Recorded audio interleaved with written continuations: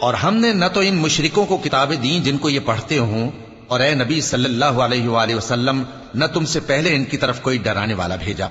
اور جو لوگ ان سے پہلے تھے انہوں نے تکذیب کی تھی، اور جو کچھ ہم نے ان کو دیا تھا یہ اس کے 10ویں حصے کو بھی نہیں پہنچے۔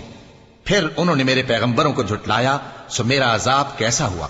کہہ دو کہ میں تمہیں صرف ایک بات کی نصیحت کرتا ہوں کہ تم اللہ کے لیے دو دو اور اکیلے اکیلے کھڑے ہو جاؤ، پھر غور کرو تمہارے رفیق یعنی اس نبی صلی اللہ علیہ وآلہ وسلم کو کسی طرح کا جنون نہیں،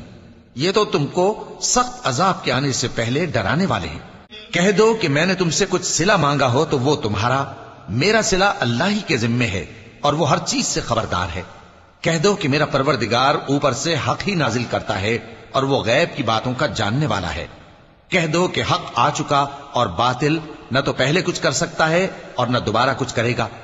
کہہ دو کہ اگر میں گمراہ ہوں تو میری گمراہی کا ضرر مجھی کو ہے، اور اگر ہدایت پر ہوں تو یہ اس وحی کے طفیل ہے جو میرا پروردگار میری طرف بھیجتا ہے، بے شک وہ سننے والا ہے، نزدیک ہے۔